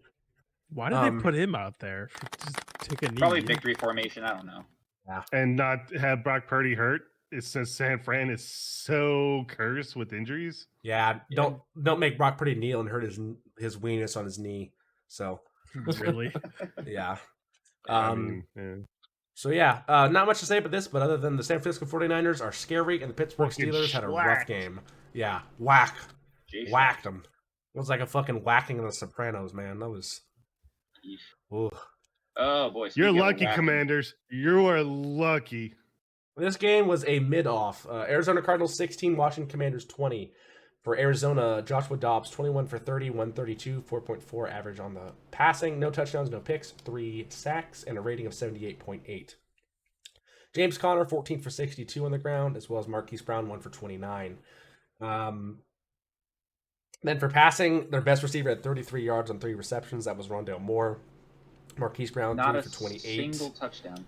Yeah, Trey McBride 2 for 23. Zach Ertz 6 receptions for 21 yards, and Michael Wilson 2 for 19. Then for the Commanders, Sam Howell 19 for 31 for 202 yards, 1 touchdown, 1 pick, 6 sacks for -46 yards, and a rating of 77.6. On the ground, Bride Robinson Jr. 19 for 59, and Sam Howell also ran for 11 yards on 2 carries. For receiving, Curtis Samuel 5 for 54, Logan Thomas 4 for 43, John Dotson 5 for 40, and Scary Terry McLaurin 2 for 31. This game was not flashy in any single way. It was a rough game for both teams, and Washington managed to sneak it out with a 4-point win at the end, getting 10 points in the fourth quarter. Yeah, like Washington celebrating this like they won the Super Bowl. Like you won week 1 against the worst Cardinals team we've seen since fucking Josh Rosen was on the team. Yeah. But Dan Snyder's not the Relax. owner anymore. That's That's the- time for celebrating. Yeah, the sun was finally out in DC. Because your skinflint fucking asshole of an owner does not own you anymore. Yep. I don't really want to talk about this game anymore. Yeah, let's not. Yeah, move let's on. not. Let's not. Fuck off, Washington. Fuck off. Get the fuck out of you. Texans and Ravens. Another pretty big beatdown here. Ravens went in and handled business. Even despite a rough game from Lamar Jackson, they did handle business pretty well. Final score 25-9 in Baltimore. CJ Stroud for Houston, 28 for 44 for 242. No touchdowns, no picks, 5 sacks, quarterback rating of 78. Dameon Pierce on the ground, 11 carries, 38 yards, and CJ Stroud, 20 yards on 4 carries. Receiving, Nico Collins, 6 receptions, 80 yards. Robert Woods, 6 for 57. Tank Dell, 3 for 34. Noah Brown, 3 for 20. Mike Boone, 3 for 18. Tegan Quintanario, 1 for 11. Xavier Hutchinson, 1 for 9. Dameon Pierce, 2 for 9. Dalton Schultz, yes, that Dalton Schultz, 2 for 4. Yep. And CJ Stroud also caught one of his own passes for no yards. Oh, right. Yeah, I forgot about that play. So a lot of things Houston is trying, and they did not score a touchdown the whole game. Yikes. Yeah, against Lamar, a somewhat suspect Ravens defense, too. They're good in some spots and rough in others. They have holes, but they're all right. Lamar Jackson, 17 for 22 for 169. No touchdowns, 1 pick, 4 sacks. Quarterback rating of 79.5. Also their leading rusher, 6 for 38. And the injury train, as we have heard, has already started in Baltimore again. J.K. Dobbins out for the year with an ACL injury. Gus Edwards was another rusher, 8 for 32. And Dobbins will put up 8 carries for 22 yards and a touchdown in his only game of this season. For receiving, Zay Flowers, 9 for 78. Odell Beckham Jr., 2 for 37. Rashad Bateman, 3 for 35. J.K. Dobbins, 2 for 15. And Isaiah Likely, 1 for 4. Yeah. Justice Hill stepping up after the J.K. Dobbins injury. That was pretty good, though. Yeah. Hill will be decent. Zay Flowers may be him. Zay Flowers actually did look good. I do have to give props to Houston defense in the beginning until like the third quarter. They were holding Baltimore for a bit, but they just got tired. Yeah, they weren't off the field much. Yeah, that defense had a lot of like new pieces come in, so it's going to take a while for them to all mesh together. Yeah. Same with Stroud in the offense. Yeah, it was a 1-point game going into the half, so there were some good halftime adjustments that were made by Baltimore to really change the script. So we'll see how it goes. Also, Mark Andrews was he still injured? Is he still injured? He was, yeah. I think their starting tight end was, I couldn't even tell you who their starting tight end Their starting tight end and their starting running back were both out for that game in one way or another. All right, time for the important game. Yep. The biggest rivalry in NFL football. Separate you two again. I don't care. Green Bay Packers 38, Chicago Bears 20. Jordan Love in his debut, starting a season for the Packers, 15 for 27, 245 yards, 3 touchdowns, no picks, a rating of 123.2. Great performance from him. On the ground, Aaron Jones 9 for 41 and a touchdown. Patrick Taylor 5 for 22 and A.J. Dillon 13 for 19. Receiving, Aaron Jones also led the way, 2 for 86 yards and a touchdown. Luke Musgrave, 3 for 50. Jaden Reed, 2 for 48. Romeo Dobbs, 4 for 26. Samori Toure, 2 for 18. A.J. Dillon, 2 for 17. This was also without Christian Watson for the Packers as well. Some fumbles as well should be shown. Love, Clifford, and Rasul Douglas Love and Clifford all lost the ball once. Sean Clifford actually is a rookie at Penn State that was playing late in the game for him. For Chicago, Justin Fields, 24 for 37 for 216, a touchdown, a pick, 4 sacks, a rating of 78.2. Not great, not horrible. He was also their lead rusher, 9 for 59. Khalil Herbert was behind him, 9 for 27. And Rashawn Johnson, 5 for 20 and a touchdown. For receiving, Daniel Morey, 5 for 53 and a touchdown. Cole Kmet, 5 for 44. Khalil Herbert, 3 for 37. Rashawn Johnson, 6 for 35. DJ Moore, 2 for 25. Tyler Scott, 2 for 14. And Donta Foreman, 2 for 8. Big thing here, and a lot of people were clowning him about it and his lack of effort. Chase Claypool, 2 targets, 0 receptions, 0 yards, and 0 fucks or effort given. You look at the tape, man. Oh boy. Yeah. I don't know why we have him. No, I don't know why you have him either, dude. I got 2 things to say for this game, okay? Number 1, what the fuck was Jair Alexander's jersey? He was wearing the QB like flimsy sleeve. I'm like, what the fuck? You're not a quarterback, Jair. What the hell are you doing? And number 2, my boy, number 20, my boy, number 28, A.J. Dillon, ran into his biggest weakness. Everybody trying to tackle him just went right for his fucking legs, and he just couldn't do much. He's still questionable, so I don't think he's going to be. Yeah. He's very good in the red zone. But Aaron Jones' one touchdown was AJ Dillon getting 2 yards. Now they're on the 1 yard line. Try one more time with Dillon. He doesn't get it. Well, throw Jones in. Yeah. Or no, they threw Jones after the 2, and then 2 downs, and then ran it in. Yeah. Chicago's one of the things I'll say offensive about line. Chicago. Two things to say about Chicago. One, the offensive line needs work, and two, I don't know why they switched from the C to this hideous obscurity of a bear for their logo. But go back. But yeah, Chicago's line needs work. They need a lot of work. It's trash. I don't know why we didn't upgrade it. It's kind of stupid. I mean, you didn't upgrade it, but The 2002 Bears logo was pretty good. Rookie's gonna upgrade. We need some vets too, bro. You're right. Yeah, it's an upgrade, but not enough. What was it? 2002. Like you pop all 4 tires. You got one. You know. Yeah. You pop all 4. You got one new one. You got a spare. But if there's one other thing you guys have learned from this game, it wasn't Aaron Rodgers that owns you. It's just Green Bay in general. Yeah. Got another shot to stop it. Got another shot this year.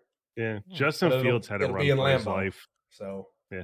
Justin Fields had a run for his life. He had no time in the pocket. Literally, someone was on his face. Bro, at this point, he needs to just fucking tell the GM and coach, like, give me a fucking line. Like, what the hell? The GM's in the pocket of the McCaskies, so you know they're gonna do jack shit. You forgot the lightning strike for the McCaskies. I don't have that on the soundboard. Oh. Bear down, folks. We got a bear down. Fuck the Bears. Anyway, let's go on here. Raiders and Broncos. Everybody. Russell Wilson. Broncos country, let's rock. At least they got a touchdown in the red zone in the first game instead of week 8. That's progress. For the Vegas Raiders, they pulled out a 1-point win in Mile High against the Broncos. Jimmy Garoppolo, 20 for 26 for a solid 200 yards, 2 touchdowns, 1 pick, no sacks, 107 rating. Josh Jacobs, 48 yards on 19 carries. Garoppolo also ran for 11 yards on 9 carries. Jacoby Myers, 9 receptions, 81 yards. Devontae Adams, 6 receptions, 66 yards. Jacoby Myers also had 2 touchdowns. Josh Jacobs, 2 receptions for 23 yards, and Austin Hooper had a reception for 20 yards. For Denver, Russell Wilson, 27 for 34 for 177 and 2 touchdowns, 2 sacks, and a rating of 108. Javonte Williams was the leading rusher with what? It's a solid rating. Yeah. Oh. No picks helped him there. Javonte Williams, 13 carries, 52 yards. Pirine, 8 carries, 41 yards. Pirine was also the leading receiver, 37 yards in total, so that's not great. 4 receptions. Adam Trotman, 5 for 34. Cortland Sutton, 4 for 32. Brandon Johnson, 2 for 31. Greg Dulcich, 2 for 22. Jordan Humphrey, 2 for 11. Marvin Mims Jr., 2 for 9. Javonte Williams, 4 for 5. And Michael Burton, 1 for 3. They're missing Jerry Jeudy here. They needed a big time receiver, and the best they got was the third down back from the Bengals last year. So, yeah. I will say, Jacoby Myers, congratulations on getting your now 3 touchdowns with the Raiders now.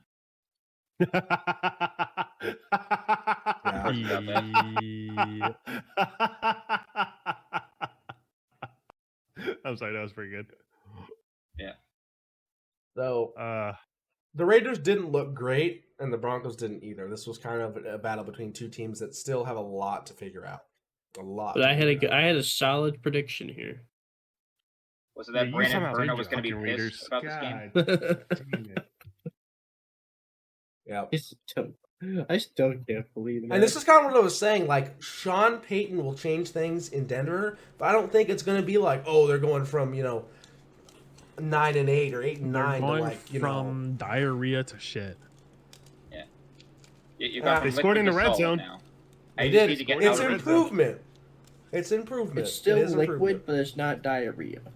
Yeah, you've gone from liquid to solid. Now you need to just get out of the toilet. Like, you guys are just all talking about shit. I'm trying to talk about football. You're just focus on shit. Well, in that case I thought was going to be shit, but didn't turn out to be one. I gotta go piss, just like the Eagles almost pissed away the fucking game. I mean, Kiss said shit, but we'll go with that. Now to a game that I thought was going to be shit, but didn't actually turn out to be that bad. Yeah. Yeah. Jalen You're gonna Hurts. pull a New York Giants. Yeah. Philadelphia Eagles 25, New England Patriots 20 in Tom Brady's homecoming game, if you will. Jalen Hurts 22 for 33 for 170, 1 touchdown and 3 sacks for an 89.2 rating. Kenneth Gainwell 14 for 54 on the ground. Jalen Hurts 9 for 37. That was their biggest rushers. DeAndre Swift only had 3 yards on a carry. A.J. Brown was leading receiver, 7 for 79. Devontae Smith 7 for 47. Kenneth Gainwell 4 for 20. Quez Watkins 2 for 17, and Boston Scott 1 for 7. For New England, Mac Jones 35 for 54. A lot of incompletions, 316 yards, 3 touchdowns, 1 interception, 2 sacks, and a 91.3 rating, as well as a abysmal attempt to tackle somebody after he threw an interception. Ezekiel Elliott debuted with the Patriots, 7 for 29. Ramondre Stevenson jumps behind him, 12 for 25. Mac Jones 2 for 15, and Ty Montgomery 1 for 7. Ramondre Stevenson also 64 yards receiving on 6 receptions, and Kendrick Burns 6 for 64 and 2 touchdowns receiving. Hunter Henry 5 for 56, Demario Douglas 4 for 40, Mike Gesicki 3 for 36, Juju Smith-Schuster 4 for 33, Ezekiel Elliott 5 for 14. This was a game where the Eagles struggled because of the Patriots' ability to harass them on defense, but eventually the Patriots' lack of talent on offense hurt them. It was I'd say we kind of started to pull it back together in the end. Like, Bourne did have the 2 touchdowns, but that pick from a Mac was mostly his fault because the ball literally slipped through his rain-soaked hands. It was like downpouring all over Gillette the whole fucking game. And then I think fell into, was it Darius Slay? Darius Slay got it. Yeah. Got it. Yeah. And Henry with a beautiful one-handed catch late in the game, too. That was... Eagles are lucky that the Patriots receivers thought it was college football and only needed 1 foot on the ground before out of bounds instead of 2 feet. Yeah, that was like, it's a painful loss. It was a painful loss, but thank God it wasn't like as painful as I thought it would be. That happened to actually your division rival. But we'll get to them shortly. Yeah. Quite often. Aww. But this kind of shows that New England Patriots are always going to be good if Belichick is coaching, and then the Eagles were having some hiccups early, but they were able to overcome them pretty well. Or as long as Brady's in the stands, as some people are led to believe. I mean, he's going to be a Jet in a week or 2, so it doesn't really matter. He is fucking not. That is non-negotiable. I don't know, man. Money talks, and a bunch of Rodgers money is going to be available. They have $9 million in cap space, so they're not going to do shit. I don't know. $9 million to play a game on a team that's probably ready to win a Super Bowl just based on talent. What's 8 rings for Brady? You can do this. It'll be a cold day in hell when Brady actually signs a deal with the fucking Jets. I can't wait for the video you're going to make when that happens. Let's see what happened today. Wait a moment. Or Muzzy makes the video. Yeah. So I'm going to be screaming. You're just going to hear a gun. This was a great game. Oh, this was an amazing game. Best game of the week, in my opinion. Miami Dolphins 36, beating the Los Angeles Chargers in their home. And boy, did they beat them. Of SoFi Stadium. I ran about how bad football is in LA. There were so many seats available in SoFi Stadium that movie companies were sending actors dressed as weird robot things for the new upcoming movie. It's for that new, like, what was it, the Creator movie or something? Yeah, like it's just, there's so much space in SoFi Stadium that is not filled with people whenever the Niners aren't playing that they can fill the stands with people. Well, I also don't know if you've seen SoFi Stadium, like just from video tours of it. I haven't been there, but I've seen video tours of it. The place is fucking massive, even for a football stadium. Yeah. It is absolutely huge. But still, like this is still like, 70,000. The Chargers and Rams came at fucking Ann Arbor, Michigan, which is basically Detroit. Every Saturday seats 110,000 every Saturday. And you're telling me Los Angeles, fucking California, can't get 100% attendance in some stinky little 70,000 stadium? Have you seen LA traffic? They probably were all stuck in the other 1,000 were stuck in gridlock. So why put a team there? Goodell, why put a team in LA? Well, the one team was already enough. Dean Spance decided, I just want to tack it on and try and make more money in LA in the most saturated fucking market ever. Fuck you, Spanos, by the way. Anyway, Miami Dolphins Tua Tagovailoa, 28 for has bigger 45. capacity. Yeah. 28 for 45 for 466 yards, 3 touchdowns, 1 pick, no sacks, a rating of 110. Mostert on the ground, 37 for 10 and a touchdown, as well as it is Eric Azukanama, 2 for 27. In the air, Tyreek Hill dominated, 11 for 215 and 2 touchdowns. Jalen Waddle, 4 for 78. Durham Smythe, 3 for 44. Braxton Berrios, 3 for 42. And River Carcraft, 3 for 40. Then for Los Angeles, Jay Herbo, 2 for 33 for 229, 1 touchdown, no picks, 3 sacks, and a 99.2 rating. For rushing, Eckler, 117 for a touchdown and 16 carries. A great performance from him. Joshua Kelly, 16 for 91 and a touchdown as well. A very good ground attack from Los Angeles, kind of surprising. Keenan Allen in the air, 6 for 76. Austin Eckler, 4 for 47. Mike Williams, 4 for 45. Donald Parham Jr., 3 for 22. Gerald Everett, 2 for 21. And Quentin Johnson, 2 for 9. Both teams played great. It was just Tyreek Hill being as fast as fuck and Tua basically getting superpowers after getting hit in the head. I have Tyreek in one of my other leagues. He got me 39 points alone. Yeah. It was insane. Remember, Tua does not underthrow Tyreek Hill. Tyreek Hill overruns Tua throws. Yeah. Yeah, he's a fast boy. So great performance by Tua and Tyreek together. And he has one hell of a neck. But good for the Chargers. Really balanced attack through the air and the ground. Even could get a little more out of the air there. And both defenses played as best they could.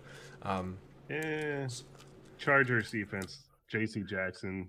Yeah. Oh, yeah. Oh, well, try to cover Tua. I mean, try to cover Tyreek Hill. Like, I'm telling you, man, Patriots don't succeed outside of the hive. So they just don't. Yeah, a great game. Great game on both accounts. Miami squeaks it out by 2 in a tight one. Alrighty. We're getting toward the end here. Rams and Seahawks. This one was surprising. Oh, this game. What the hell?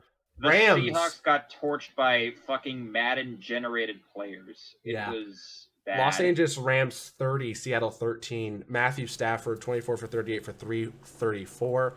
No touchdowns, no interceptions, no sacks, a 91.3 rating. Karen Williams, 15 for 52 and 2 touchdowns. Cam Akers, 22 for 29 and 1 touchdown. Then for receiving, Tutu Atwell, 6 for 119 yards. Then Puka Nunca, 10 for Nakua. Yeah, 10 for 119. Tyler Higbee, 3 for 49. Van Jefferson, 4 for 24. And Bryce Hopkins, 1 for 21. Seahawks literally got torched by guys who sound like they should be Star Wars characters. Yeah, Geno Smith, 16 for 26 for 112, 1 touchdown, no picks, 2 sacks, and an 84.1 rating. Kenneth Walker III, kind of a disappointing day, 12 for 64. Zach Charbonnet, 3 for 11. Then receiving DK Metcalf, 3 for 47 and a touchdown, and 1 pissed off moment where he shoved a Seahawks DB to the ground. Will Disley, 2 for 17. Shoved? You mean fucking headbutted him? Yeah, that and Geno Smith yelling, "Oh my God," while Aaron Donald was rushing at him were the only so two funny. highlights worth watching for the Aaron Seahawks. Donald ran through the middle, and then Geno Smith was like, "Oh my God!" I just threw the ball at the ground, Right. Aaron Donald running at you was like a full-grown grizzly bear just running out of a cave. I would have Any shit running at myself you in that is- situation. Any defensive lineman running at you would make you shit yourself. Aaron Donald doing it would make you probably just like void your bowels entirely. Yeah. Will Disley, 2 for 17. DJ Dallas, 1 for 14. And Jackson Smith and Najigba, 3 for 13. As well as Tyler Lockett, 2 for 10. Themed podcast we're doing. Yeah, there's been a lot of shit today.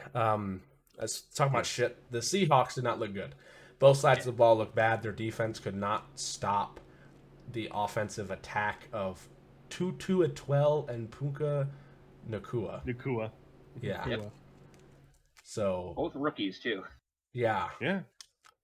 Again, Matt Stafford is a very veteran quarterback. He knows what he's doing. He's proved to be good and looks like his arm's doing fine. But at the same time, Seattle, man, Jesus. This Also, team has no one left. I think that Facebook his wife made for him helped a little bit to try and find Tutu and Puka. Yeah. Have you guys not heard of this? He literally had a literal Facebook made so he could keep track of who's who in this new offense. Yeah. There's a I lot of actually new guys picked in the Rams. up since Cooper Cup's hurt. I actually picked up this guy, the BYU kid. Which one? Puka? The one who went off, the wide receiver. They both Okay, went which off. one? Oh, Look at the fucking name. Fucking Bears fans, I tell you, man. BYU. I think that was Nakua. I remember him. Yeah, Nakua. Yeah. All right, moving on. Yeah. So Seattle needs to get the gears going, especially defensively. Bobby Wagner did lead the team with 18 total tackles. Other than that, yikes. So there's a lot of things that need to be moving on here for the Seattle Seahawks. But the Rams, good fucking win. Probably don't win. You need to rebuild, but here we are. Let's see here. God. Oh. Damn, it was fucking clubbing, knifing, and just shooting the fucking baby seal. Jesus Christ, was this? Oh, what the fuck? Sunday Night Football. Fans think they're great. Halfway through the second, I was just screaming, "Stop! Stop! They're already dead." Oh, I turned off the game. I was like, Giants are fucking done. Final score: Dallas Cowboys 40, New York Giants 0. The Cowboys went crazy. I don't. Yeah, the we don't. fucking I don't passer think we need rating to talk for about Dak, this. though. For that big of a win, you shouldn't be at a 72. Yeah, kind of weird. 13 for 24 for Dak Prescott, 143 yards, a 6-yard average, no sacks, no receptions, no touchdowns, only a 72 rating. Because Dak he wasn't even on the field that much because the defense kept on scoring. Or it was something like that. Tony Pollard, 14 for 70 yards and 2 touchdowns. Rico Dwaddle, 6 for 24. CeeDee Lamb in the air, 4 for 77. Braden Cooks, 2 for 22. Tony Pollard, 2 for 12. Kevontae Turpin, 2 for 11. And Jake Ferguson, 2 for 11.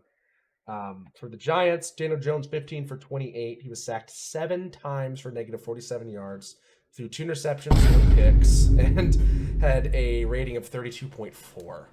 Saquon Barkley, 12 carries, 51 yards. Daniel Jones, 13 carries for 43 yards.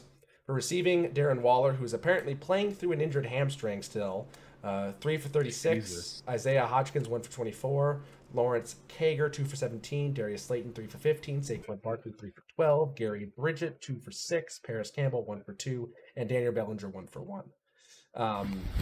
Emotional damage. Pretty much. Can we take away his soundboard privileges? I need to get off that. The Dallas defense had 2 touchdowns. I believe one of them was a pick. Both of them were picks, and then they also had a special teams punt return. It was a punt return touchdown. Technically, it was a blocked kick turned to touchdown. It was Gilmore. Oh, okay. I forgot about that.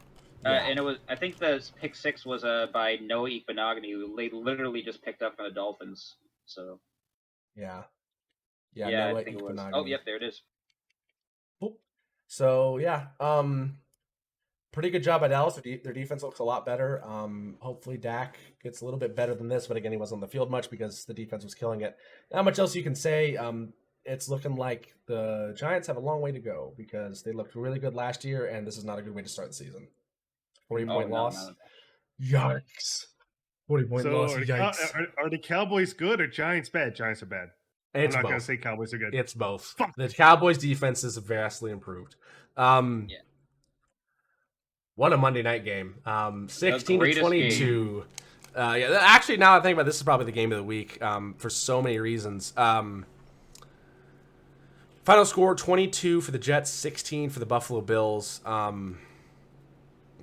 The game was won at the end in overtime. Game went to overtime. First overtime game of the season. Monday night game. And it is won by a punt return by a rookie.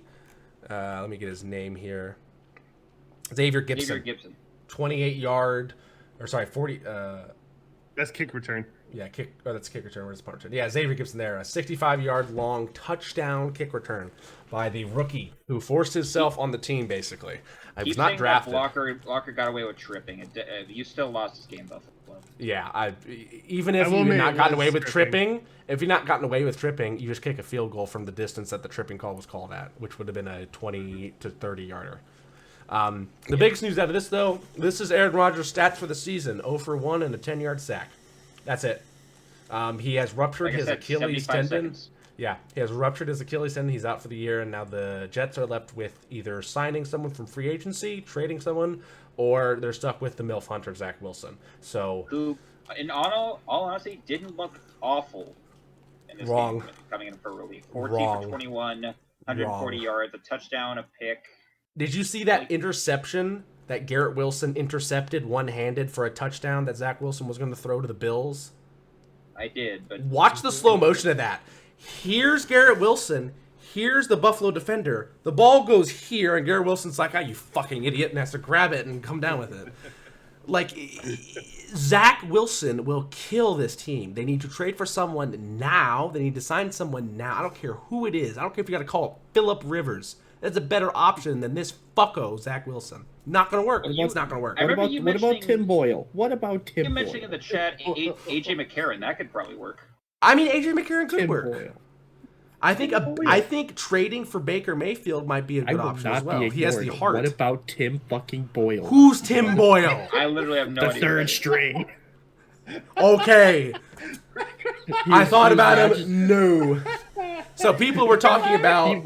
He was. We were talking about what about Cam Newton? His shoulder's fucked up. Oh, fuck yeah. I was saying like it's probably not going to happen because he's a Patriot and he's finally done and he wants to chill. But Tom Brady. No. They keep making jokes about him unretiring. And if you look at this team, hold on, you look at this team, you have an offensive line, that can protect him, 2 running backs, one that can run and one that can catch little short passes that Tom Brady loves to throw. Then you have veteran receivers. Was Dwayne Brown, who literally is the reason why Rodgers got hurt. Right. He fell over and just let him get ran over. They're doing fucking cut blocks. You can't do cut blocks. Yeah. So Tom Brady is an option. Whether or not Tom Brady wants to play for $9 million and some change, I don't know. I don't know who else you would try to sign in this case, but again, trading Zach Wilson and a pick for Baker Mayfield, in my opinion, is a good idea. Fuck, they might as well just take Kurt Warner. They just bring. Robert Griffin III? Robert Griffin III? Anybody? Dan Marino out of retirement. Robert Griffin III? He will die. He will literally die if he goes out there. Like I'm trying to think of other quarterbacks. You have options here to go after. Like I don't think you can get Culpepper. Like Trey Lance was an option a while ago, but he got Michael traded. Vick, how about him? Oh, he's got that dog in him. I think he's things done. God damn it. Yeah, let's not talk about dogs with Michael Vick. Donovan McNabb? No. That's even worse. I mean, Colin Kaepernick tried to contact him, and the Jets were like, no. If Carolina, for some reason, fires Frank Reich, he could come out of retirement. The fuck's what's Dan Lamar Jackson's Orlovsky? backup at the Ravens? What's his name again? Tyler Huntley. Matt Hasselbeck. Get fucking Matt Hasselbeck. We want the ball. We're gonna score for the Jets. Sam Darnold. Do they want him back? No. Yo, get Big Dick Ryan Nick in there. Tannehill. Oh, Big Nick Dick Foles. Nick. We haven't Nick thought about Foles. him. Yeah, Nick Foles could be an option. I think he's still free Hell, agent too. Steve Young is still under contract from some like arena football Someone league I forgot team. that's a free agent still. Carson Wentz. Oh my god. Oh no! Imagine that. You might as well go with Vinny Testaverde at that point. They can try to get Big Ben. They can give it a shot. Fuck it. His opportunity with the Jets was riddled with injuries and never worked out. Brett Favre. He needs money to pay for all those people in Mississippi. Fuck it. I think he's got a no travel order from that. Put an ankle monitor on him. Throw him out there. He's gonna do something. Look, It's as long as he doesn't show his allegedly, penis for a apparently reporter again, he'll be fine. Apparently, it's allegedly on that one. There's been no proof, apparently, or something. Yeah, this court case is still ongoing. It's ignorant. It's allegedly. Yo, we don't want to get sued, boys. Okay. Yeah. Pat McAfee got sued. Okay. Yeah. All right. Anyway, let's get into the stats. Josh Allen, 29 for 41, 236, 1 touchdown, 3 picks, 5 sacks, a rating of 62.7. Josh Allen, you're not playing for the Jets. James Cook was a rusher, 12 for 46, and Josh Allen ran for 36 yards and 6 attempts.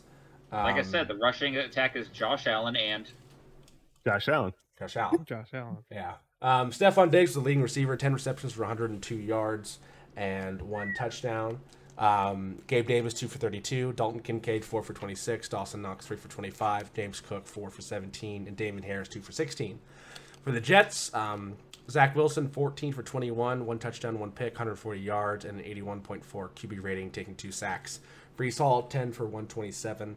Dalvin Cook, 13 for 33 on the ground. And then for receiving, Al Mazar, 2 for 46. Garrett Wilson, 5 for 34.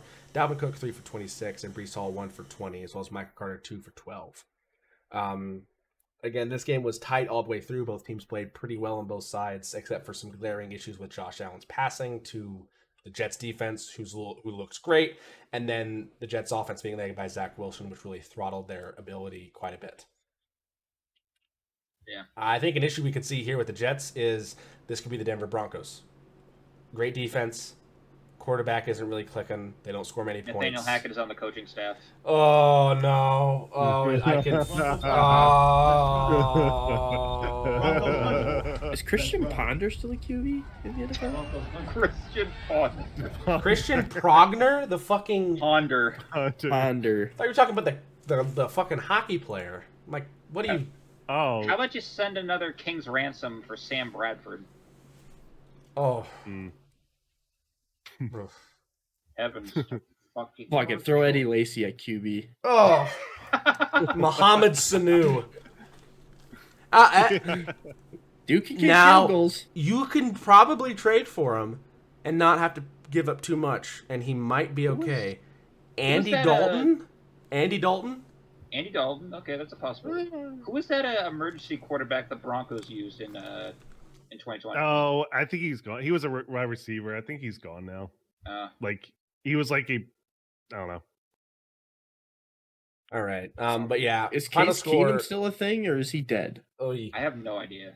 He's I think he's a backup on the Bills, actually. Yeah. Okay. Yeah. This was an interesting game. Josh Allen had some issues. Went back to his rookie form. Yeah. Had some definite issues. And the Jets defense is a very big plus. They performed well. It cannot be understated how well the Jets defense played. So there's a lot of different options that I think the Jets have at quarterback, but at the same time, they have a lot of stuff to figure out coming up. But a great game nonetheless. That will wrap up our coverage of last week's games. We'll go ahead and go over to week 2 here. But before we do that, we're going to go ahead and move into some of our other segments. Since we just wrapped it up, we're going to go ahead and talk about the Tank Bowl with Mastodon. Definitely not the Lions. We'll have actual All right, just sound keep use next time. Whatever. All right, That one wasn't Cardinals. me. Yeah, that was me. All right, Cardinals. You're staying at number 1 because fuck you. Let's see. Do we rename these? Maybe like. Just name it Cardinals because they're not moving. Yeah, they're not even moving. Raiders. Since you won and Denver lost, switch to Raiders in Denver. Stinky. Uh-oh. Raiders. So Raiders, you're out. Broncos in. Switch Saints and Titans. I'm surprised we didn't Rams. pick them earlier. Rams? Wait, they're the Rams, you're Rams. out. Guess what? We're putting the Bears in. That fucking Nah, O-line. Bears. If Yep, my that's ass it. cheeks Stop could make a Bears. better if my ass cheeks can make a better protection on the Hershey squirts and the Bears O-line, you're fucking cringe. You actually said it. Sounds fair. I actually said it. And then Bucks out, Giants. That was just sad. That was just fucking sad, Oh, for Giants. sure. I do For not sure. trust you. I do not trust you against the Cowboys anymore. You gotta make the Cowboys fans insufferable. It's gonna be bad. There you go. So the only one that stayed is the Cardinals. yeah. Who'd have fucking thought a quarterback with no eyebrows was going to save your franchise? I kind of joked, but then I was kind of serious. That Eagles did lose against the Patriots. I would put them at 1 just because I would have been pissed. How pissed you would have been. Yes. Having But funny. yeah. That was- And that was Mastodon's Tank Bowl. And now, since we're shifting our gears, looking at the next week's games, we're going to go ahead and start off with some gambling there from Gorlami. I always make bad decisions with money, kids. Don't do that. Kids don't gamble. But we're not Anyway, sponsored by Remember, if it's $100 buy-in, do it. Get your parents' credit card, do it. Kids don't gamble. You'll end up like him. All right. End up as a Packers Gorlami, here are your picks for the week. Go ahead and talk through them. All right. Zach Wilson, I just needed a fucking quarterback, and he was the cheapest option. I figured, with that receiver core, fuck it, someone's gonna catch it. It could be bad. Garrett Wilson's gonna force his way into it. In the running back core, you can't go wrong with a little Christian McCaffrey business, You spent all your money on him. Jesus. Shut the fuck up. Okay? Dude, he had a fucking monster game. Right. He did, but damn. I went with Perrine. I can never say his fucking last name. Right. Because he's just solid. He's gonna get points. Got a bald head. Romeo Dobbs, especially if there's no Christian Watson. Or if gonna have to. But Dobbs is more likely to play than Watson. Of course. All right. And sticking on the cheap options here, we went with Alan Lazard, who's gonna make catches. Might not make touchdowns, but he'll make catches. He'll get points. Okay. And we also went with good old Amon-Ra because fucking love Amon-Ra. How's he that cheap? I have no idea. I have no idea. He's still young. Higbee, because in Higbee we trust, and the running joke last year was anyone who can catch a ball from Matthew Stafford and is white, Matthew Stafford will throw to him. Okay? Yeah. So Higbee's there. So it's he can't throw to Cup anymore, so he has to throw to Higbee. Did Puka Nacua pass a color test or something? I mean, yeah. And in my flex, I went with good old Speedy Gonzalez, but possible Butterfingers here, so we're running a 50-50 gamble. But I only paid $3 for this one, so I don't really give a shit. So I threw in Valdez-Scantling. If I somehow pull off and get top 200 in this one, I will be fucking surprised. And of course, Cowboys defense, because they're playing the Jets. They're playing the fucking Jets. That roster's a little suspect. Not Valdez, Scantling, Higbee, and Lazard, even Dobbs. That's kind of. Anyway, Zach Wilson just makes it. Yeah, that has been gambling with Gorlami. Oh, you didn't show the captain's one that I did. Damn it! No, that was a fun one. What? That was between Green Bay and Atlanta, and I put Bijan Robinson as my captain. Huh. All right. I have Aaron Jones in the lineup too, but I also don't trust the injury. So it's 12 in the morning. Yeah, we're getting through this. Anyway, we'll go ahead and show you the predictions so far. I am 11-8 in this week. Mamba's 10-7, Maston's 8-9, Gorlami's 13-7, K-Duff is 12-7. That means it goes in top to bottom. Gorlami, K-Duff, me, Mamba, Mastodon. So we'll go ahead and pick these games. Mastodon. You fucking suck. We will not pick this Thursday game since it's already over by the time that you're listening to this. So anyway, I'm gonna pick the Eagles by what the fuck did they win by? All right, come on. All right, here we go. Green Bay Packers and Falcons. It's going to be a good run game for the Falcons. It's in Atlanta, but at the same time, I think I was impressed by the Packers' performance. I think they'll struggle with the Falcons. They don't have a good run-stopping defense, so I think the Packers will only win this game by 3. They got Quay Walker. Oh, fuck. Oh, fuck. Oh, fuck. What? Sorry, I had the sound pad on. I was trying to press no key. Sorry. My hands completely out the mouse. Mamba. That was my bad. Falcons by 7. Shut the fuck up. I should have done the fuck, I can't believe you've done this. God damn it. Green Bay by 6. Give me the Packers by 10. All right. I'm gonna go bold here. I'm also gonna go Packers by 10, actually. All right, next up from Orchard Okay. Park, New York, Bills Raiders. I think the Bills are probably going to win this one as a bounce back game, and I don't think the Raiders are going to be able to really stop the Bills' offense. So I will take the Bills in this one by 10. Bills by 14. Bills by 7. You motherfucker. That's what I was going to... I'm going right with you. Bills by 7. Bills by 16. Ooh. All right. Next up, Ravens Bengals in Cincinnati, Ohio. Bengals have to bounce back from this one, and I think they all know that. I'm going to take them by 14. They're going to bounce back heavy from this one. You fool. Right then. Bengals by 7. Oh, Baltimore by 3 just because fuck Zach Taylor. The Ravens by 7. Ravens by 10. Yeah. All right, Seahawks Lions. Apparently at this game, C.J. Gardner-Johnson has asked the entire Lions fan base to buy blue ski masks and wear them to the game, and they've been sold out on Amazon for the past 3 days. So Lions by 25. Oh, Jesus, fuck, dude. Lions by 14. Lions by 10. Wow, I'm picking the Lions. Goddamn. Even the First time for Lions by 17. I'm gonna go Lions by 9. Bandwagoners. I mean, all I'm gonna say is if you're a Seahawks player and you look and the entire crowd is wearing ski masks, it's over. I mean, who knows? We might be wearing ski hats by next week.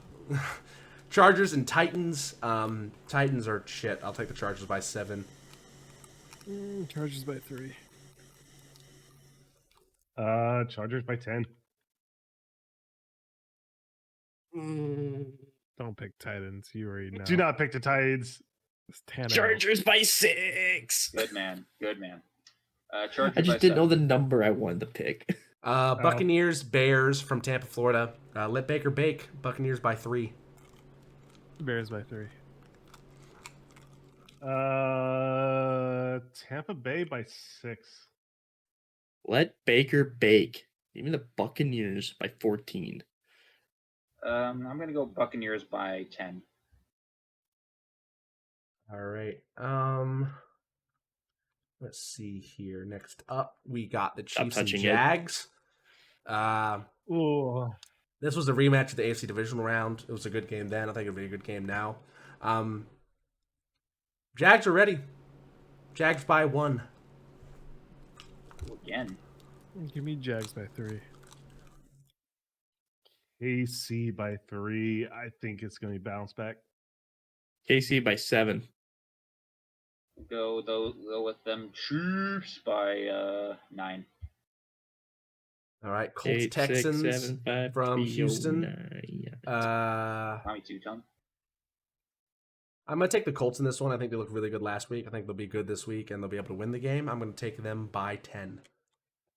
Colts by 3. Colts by 3. The Texans by 3. Colts by 7. I'll be the odd one out. It worked well for me last time being the odd one out. Sure. 49ers playing at home in SoFi Stadium against the Rams. I'm going to take the 49ers by 14 in this one. 49ers by 21. 49ers by 27. 49ers by 14. 49ers by 21. Next up, Giants Cardinals from Glendale, Arizona. Giants got to bounce back. I think they will. Oh, I'm going to take them by 10 in this one. Giants by 14. Arizona by 3 because fuck the Giants.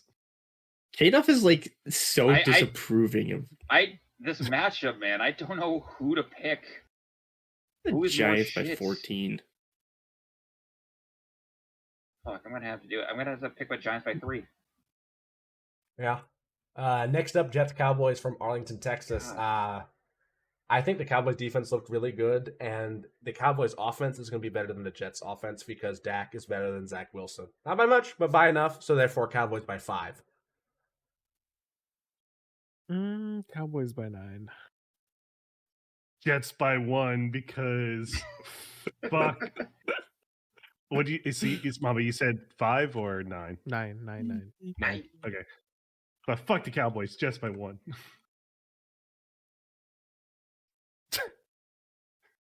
Well, I really want to go on the Massachusetts train here, but I think I have to go with Dallas. Cowboys by 7. All right. Especially if Zach Wilson's starting. How about them Cowboys by 15?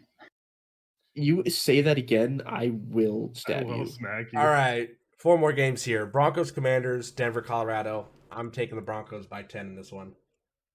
Ooh. Interesting. Mamba seems to have stepped away, so... Yeah.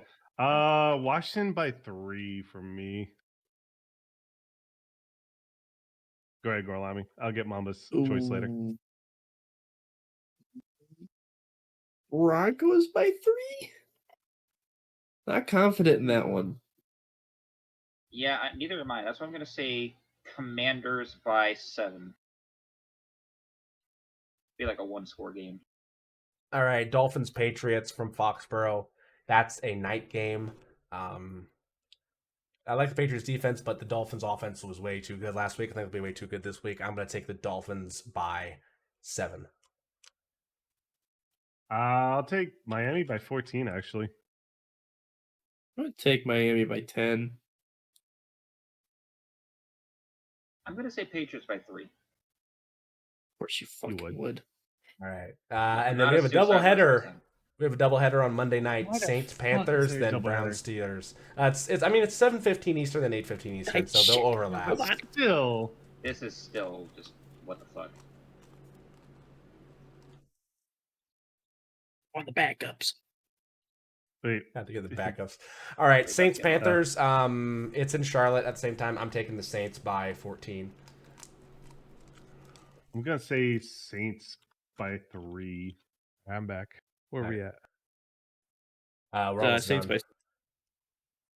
by... Saints, give me Saints by 7. I would say great minds think alike. Yeah, but go ahead, you're a Kato. Bears fan. I didn't know Carolina went. Give me Saints by 10.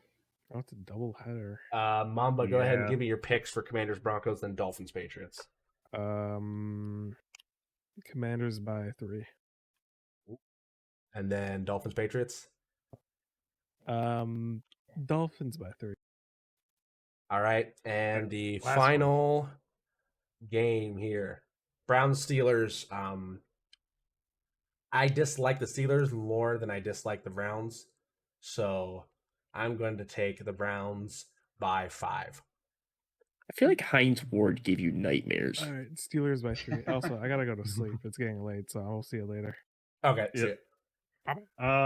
Cleveland by 3 because it's gonna be less shit against more shit. I don't know. We're gonna make the shit even more shit. Yeah.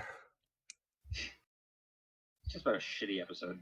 It really has been, but not in the way you think. Fucking episode. Yeah. Yeah. Go ahead, girl. I mean, can't believe I'm fucking saying this, but give me the Browns by 14. It's weird to say because it's so weird to say it. I'm also going with the Elves by 17. Huh. He's going with Santa's little helpers. Pretty much. All right, and then Mamba also was going to do the MVP of the week. He has given it to Jordan Whitehead, safety for the new, I almost said New Jersey, no, the New York Jets. So, I mean, can I just have my moment of glory for being first for week 1 and just never being first the rest of the freaking season? You never know; you might hold it up. We'll see how it goes. I doubt it. Yeah, but. We're back to the long episodes. There's so much to cover, but again, football's back. Just freaking look at what happened in what the fuck was it? What season? I forgot the name of it. The XFL. Yeah, I took last. Yeah, you won by proxy with Luis Perez. You won by proxy. But take pride in that. I stayed true to my team though. You did. You did. Yeah, you did. thank you for everyone watching the episode. We hope you enjoyed our week 1 recap, week 2 coverage of the NFL season. For myself, for Mamba, Maston, Gorlami, and K-Duff. Thank you for watching the Football Stooges. Make sure to follow us and like the video and ask any questions you have. Anyone want to check real quick? Do we have any questions last week at all? No, Muzzy just put in. Muzzy put in Japanese as something that was pretty funny. But anyway, Should we say what it translated to? Or is it too not safe for YouTube? It was safe. Okay. But yeah, thank you all for watching. Enjoy football. Doubleheader Monday night. Enjoy that. We didn't cover the college top 25. Fuck it. We'll cover it. I don't want to talk about it. It's still non-conference. We'll cover it. Texas beat Alabama. Horns up. Texas football's back. So yeah, Colorado State won again. Something to watch. Especially you're probably watching this Friday. I know that college football is going to have a doubleheader big game. Colorado State's going to be one, and I don't know what the one before that is, but it's going to be a great week for football, college, and NFL. Enjoy it. Enjoy football. Enjoy college football. Enjoy Pee Wee football. Enjoy high school football. It's coming at you fast, and it's going to be a fun time. So I rev high school football. Yeah, for everybody here in the Football Stooges, have a great night, and as always, run the damn ball.